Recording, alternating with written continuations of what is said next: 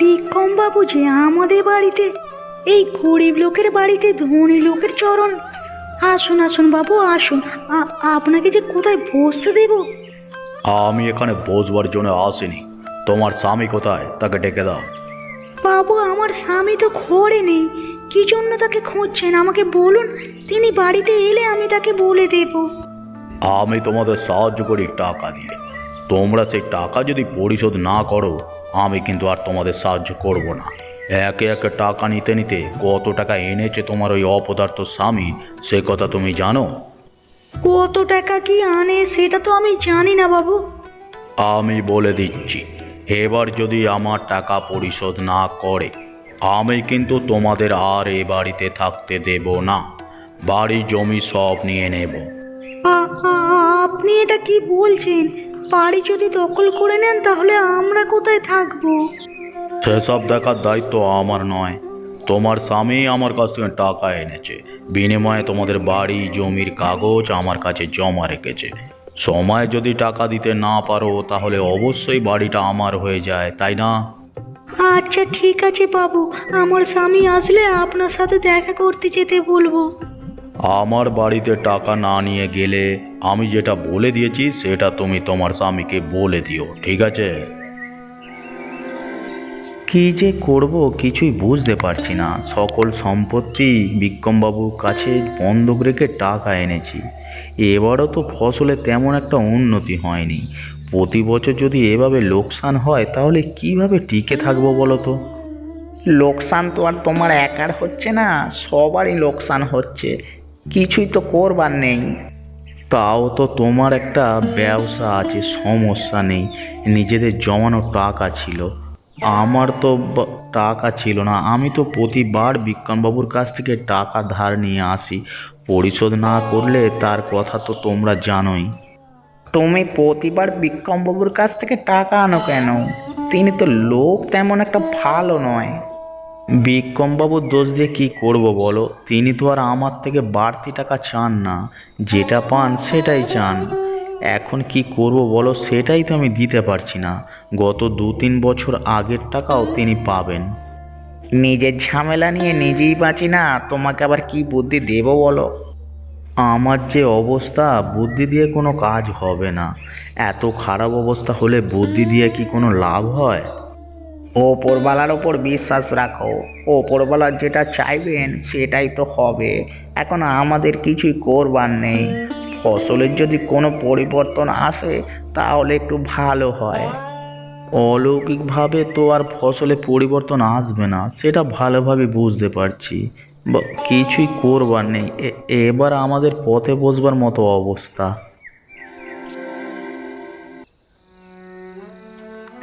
এই ঘরে এসে আর কোনো লাভ নেই, মনে হচ্ছে আর এই ঘরে থাকতে পারবো না, ঘর থেকে বেরিয়ে যেতে হবে। এটা আবার কেমন কথা বলছো? এইমাত্র আমি কাজ শেষ করে ঘরে আসলাম, আসবার সাথে সাথেই তোমার চেঁচামেচি শুরু হয়ে গেছে। তোমার এই চেঁচামেচি প্রতিদিন আমার আর ভালো লাগে না। কি চাও বলো তো তুমি? তুমি আমার সাথে আবার কেমন কথা বলছো? আমি আবার কি চাইবো, কি চাই তুমি বুঝতে পারো না? সংসারটার উন্নতি চাই, কোন রকমই তো সংসারটার উন্নতি আর হয় না। আমি তো কম চেষ্টা করছি না, সব রকমভাবে চেষ্টা করছি, কোনোভাবেই এই সংসারটার উন্নতি হচ্ছে না। এখন আমি কি করব? মরে যাব বলো? গলায় ফাঁস দেবো? তুমি ফাঁস দিয়ে আর কি হবে? মনে হচ্ছে আমার নিজেরই ফাঁস দিতে হবে। দিন দিন মানুষের এই অপমান আর কোনোভাবেই সহ্য হচ্ছে না। গ্রামবাসীরা সবাই আমাদের কথা শোনাচ্ছে। গ্রামবাসীরা সবাই কথা শোনাবে কেন? গ্রামবাসীদের সবার কাছ থেকে আমি টাকা নিয়েছি নাকি? নিয়েছি বিক্রমবাবুর কাছ থেকে, তিনি কথা শোনাতে পারেন। এবার তোমার সেই বিক্রমবাবুই কথা শুনিয়েছেন। তিনি আজকেও বাড়িতে এসেছিলেন, বলেছেন তার টাকা পরিশোধ না করলে বাড়ি ছেড়ে চলে যেতে। তোমার কষ্টটা আমি বুঝতে পারছি, দেখছি কি করা যায়। তুমি আমার সাথে চেঁচামেচি করো না, শরীর এমনিতেই ভালো লাগছে না। আমি কথা না বললেই তো সবচেয়ে ভালো হয়, তুমি শান্তিতে থাকতে পারো। দেখি কদিন শান্তিতে থাকতে পারো, কথা বললাম না, চুপ থাকলাম।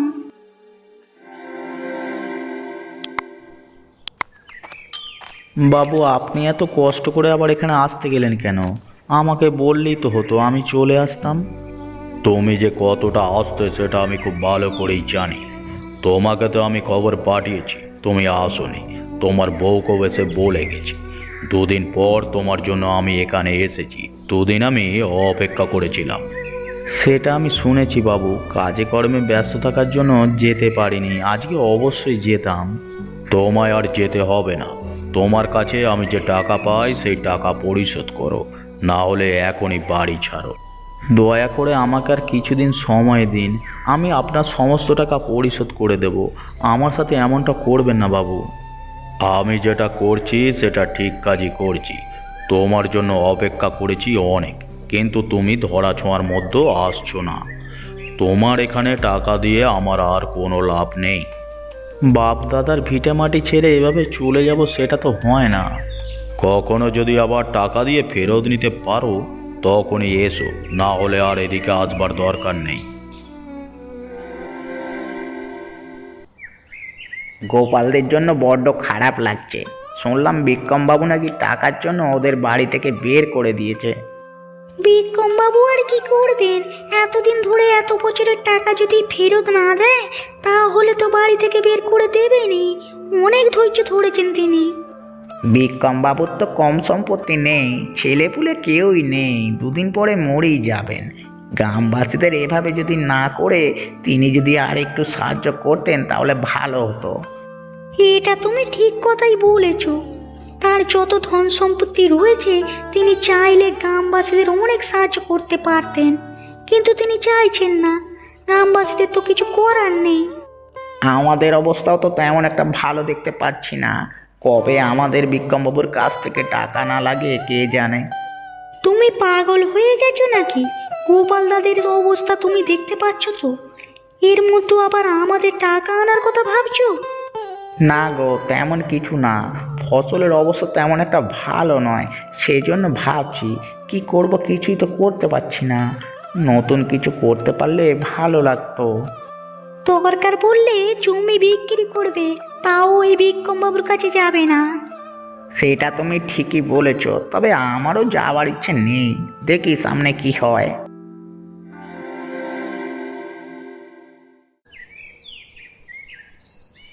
হঠাৎ করে আমার কি হলো কিছুই তো বুঝতে পারছি না। অনেকদিন ধরে চিকিৎসা করাচ্ছি, কোনো কবিরাজি তো আমাকে ভালো করতে পারছে না। আমি কি আর বাঁচবো না? এমন অলক্ষণে কথা বলো না, তোমার কিচ্ছু হবে না। তুমি আস্তে আস্তে ঠিক হয়ে যাবেই। দৌড়ই তো আমি অসুস্থ, কোনোভাবেই তো সুস্থ হচ্ছি না। দিন দিন আরও অসুস্থ হয়ে পড়ছি। মানুষ তো মাঝে মধ্যেই অসুস্থ হয়, আস্তে আস্তে আবার সুস্থ হয়ে যায়। তুমি এত চিন্তা করছো কেন বলো তো? এত চিন্তা করছো বলে তুমি তো সুস্থ হচ্ছ না। এত ভেঙে পড়লে চলবে না। তোমাকে এত করে বলছি, কোথাও কোনো ভালো কবিরাজি আছে কিনা একটু ভালো করে খোঁজ করে দেখো।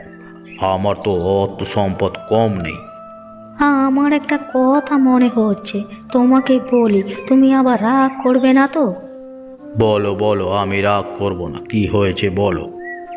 আমার তো মনে হচ্ছে তুমি যে ওদেরকে বাড়ি থেকে বের করে দিয়েছো, নিশ্চয়ই ওদের অভিশাপ লেগেছে তোমার ওপরে। ওরা তো অভিশাপ দিয়ে গেছিল। ওদের আমি বাড়ি থেকে বের করে দিয়েছি 1 মাস হয়ে গেছে। ওরা কোথায় আছে নাকি মরে গেছে সেসব কে জানে। ওদের অভিশাপ এখন লাগলো আমার উপর।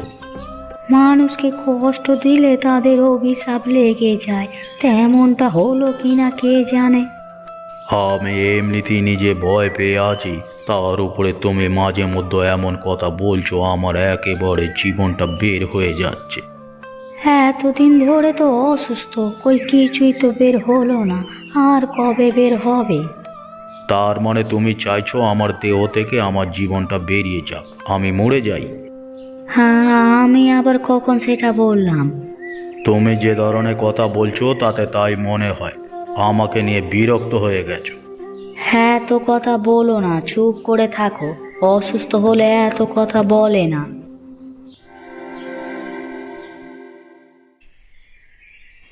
আপনি কে বাবা? আপনাকে তো চিনতে পারলাম নিকো। আমাদের গ্রামে নিশ্চয়ই নতুন এসেছেন, তাই না?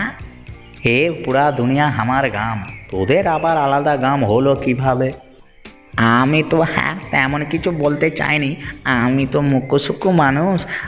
আপনার এত বড় কথা আমি বুঝতে পারিনি বাবা। তা বাবা, আপনি কি আমাদের এখানে নতুন এসেছেন? আপনাকে তো ঠিক চিনতে পারলাম নিকো।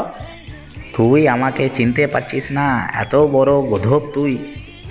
আমাকে যদি চিনতে না পারিস, তোদের এই গ্রামে অবশ্যই অমঙ্গলই হবেই অমঙ্গল। আমি আমি আমি আমি গদ্দপ আমাকে ক্ষমা করুন বাবা। আমি আসলে কিছু বুঝতে পারছি না আপনার কথা। তবে আমাদের গ্রামে এমনিতেই অমঙ্গল লেগে আছে। বিক্রমবাবু অনেক দিন ধরেই অসুস্থ, সেটাও তো আপনি জানেন। এ দুনিয়ায় এমন কিছু নেই যেটা আমি জানি না। সব কিছু আমার চোখের সামনে ভাসতে থাকে, সবটাই আমি জানি। ভুম ভুম, হর হর মহাদেব। যে কোনো মূল্যে আপনার তাহলে বিক্রমবাবুর বাড়িতে যাওয়া উচিত। ও ও তিনি আপনাকে অবশ্যই উচিত সম্মান করতে পারবেন। আমরা তো অদম, আপনার সেবা যত্ন ঠিকঠাক মতো করতে পারবো না। আমি কারো বাড়িতে যাই না, কারো সেবা করি না, সবাই এসে আমার সেবা করে। বিক্রমবাবু যদি ভালো থাকতেন, সুস্থ থাকতেন, অবশ্যই আপনার সেবা করতেন। আপনার তো এখন তাকে সুস্থ করতে হবে বাবা। আচ্ছা ঠিক আছে, আমি তাহলে তুই তাহলে আমাকে নিয়ে চল পথ দেখিয়ে। হ্যাঁ, বুম বুম, হর হর মহাদেব। এই ধরনের আরও মজার মজার গল্প দেখার জন্য আমাদের চ্যানেলটিকে সাবস্ক্রাইব করতে ভুলে যাবে না।